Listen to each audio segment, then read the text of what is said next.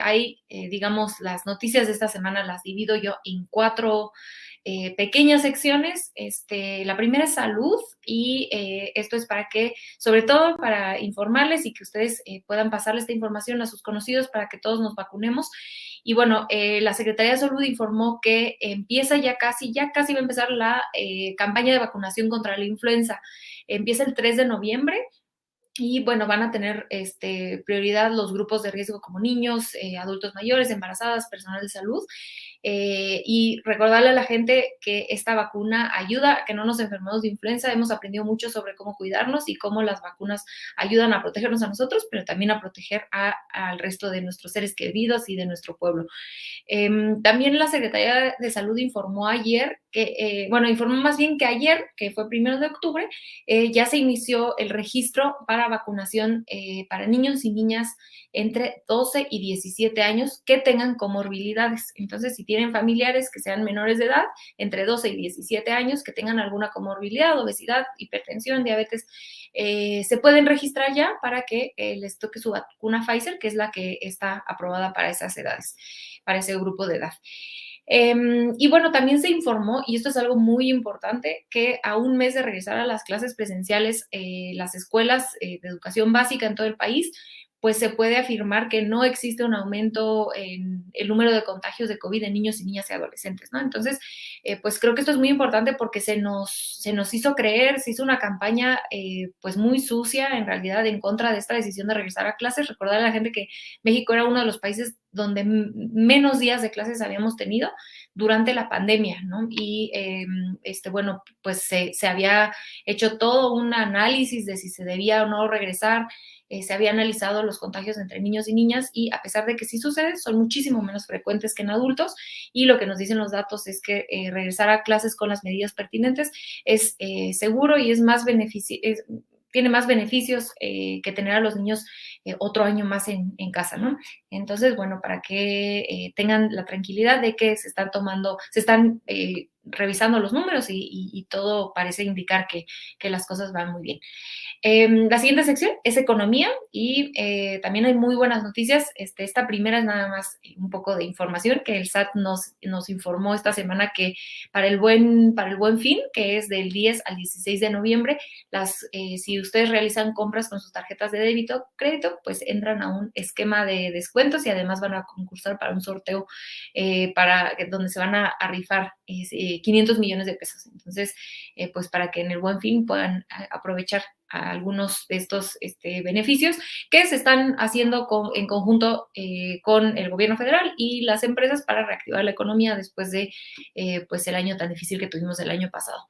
También se informó esta semana que septiembre fue el mes con más creación de empleos en la historia del IMSS, en toda la historia del IMSS. Este dato creo que pasó un poco desapercibido y es muy importante porque atiende, uno, a que estamos viendo una recuperación económica definitivamente, porque ya van varios meses que va subiendo la creación de empleos y esta recuperación de empleos que tuvimos durante la pandemia, pero que además, obviamente, esto también refleja la ley de outsourcing que se pasó, ¿no? en el Congreso y los beneficios para los trabajadores que esta tiene.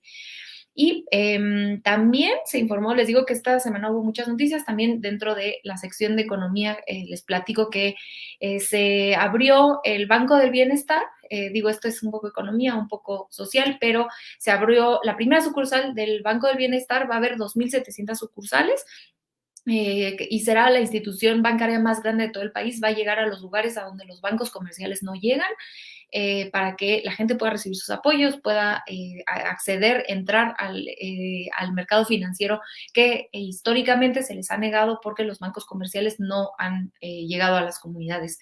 Y a través de este banco de bienestar se van a manejar 550 mil millones de pesos de los programas sociales. Entonces aquí es donde van a ustedes poder recibir pues sus programas sociales de adultos mayores, becas para el bienestar, y pues también se está tratando de ver si se pueden recibir ahí las remesas, ¿no? de nuestros paisanos migrantes. La sucursal que se abrió fue aquí en la Ciudad de México, en la alcaldía Gustavo Amadero, en compañía con la jefa de gobierno. Y dos secciones más antes de entrar con nuestro invitado de honor. Justicia. Esta semana hubo muchísimas noticias alrededor de tratar de construir un país más justo. La primera es que el presidente dio a conocer la carta que se le envió al primer ministro de Israel, Netanyahu, donde le solicita que se extradite a Tomás Herón. Para quienes no recuerdan, es un exfuncionario federal prófugo de la justicia que está acusado de graves violaciones de derechos humanos por el caso de Ayotzinapa. Esto en el marco de los 7 años, de la desaparición de los jóvenes de Ayotzinapa.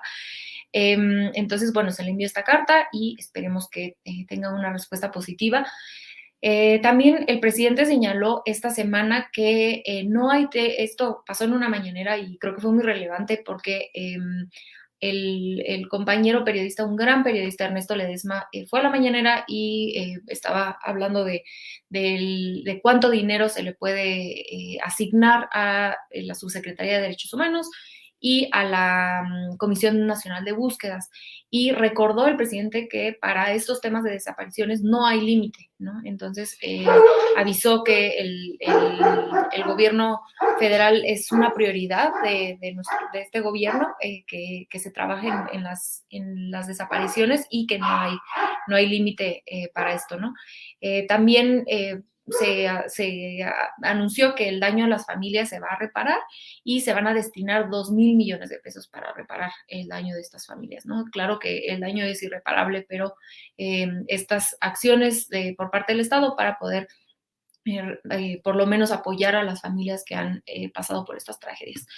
Y por último, dentro de esta sección, como bien saben y probablemente han estado siguiendo el Plan de Justicia para los Pueblos Yaquis, en el marco de la ceremonia de la petición de perdón para los pueblos yaquis, el presidente anunció una serie de acciones encaminadas a que no falte el agua en las comunidades, y para esto pues se va a crear un distrito de riego con una superficie muy grande de 126,000 hectáreas y bueno, pues se está trabajando muy de la mano con las comunidades para garantizar el abasto de agua.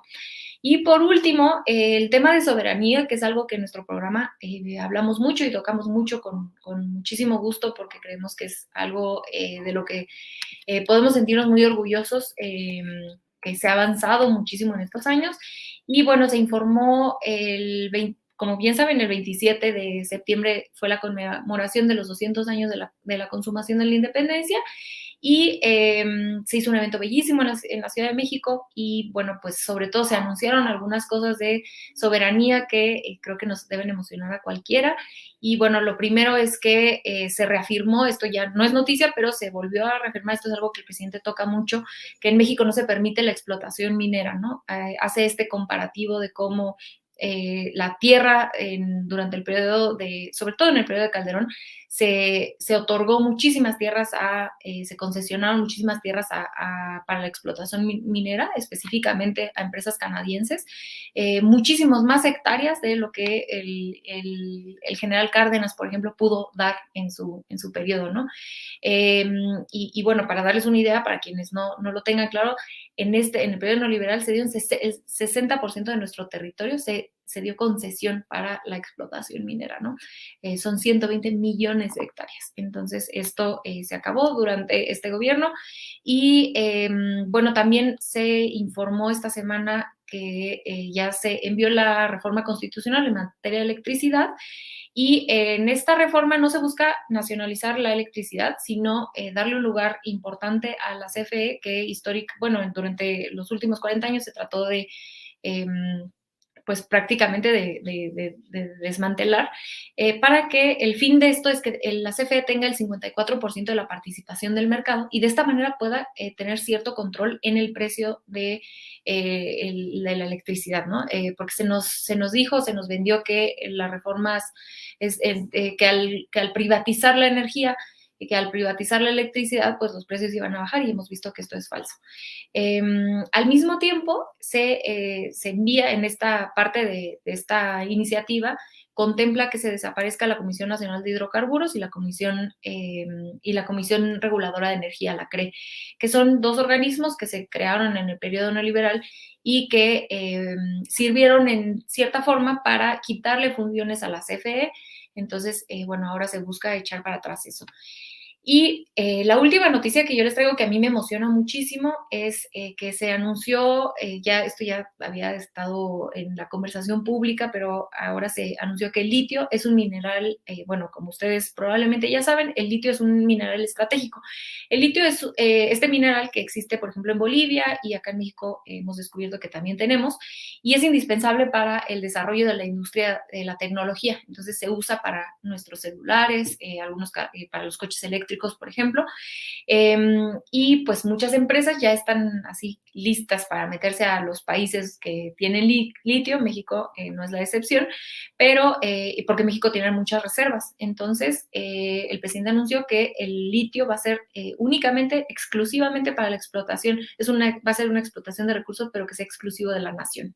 Es decir, no se va a privatizar, y esto garantiza, dado que tenemos buenas reservas, garantiza que será un recurso que se podrá explotar por parte de la nación para que las siguientes generaciones puedan también verse beneficiadas de esto. Entonces es algo que yo en lo personal celebro y creo que es algo que nos emociona mucho en materia de soberanía, y es un cambio muy radical en la manera en la que se ven y se tratan los recursos naturales en nuestro país. Y pues bueno, sin quedarme sin más aliento, y espero que les haya servido este resumen que hacemos todas las semanas. Yo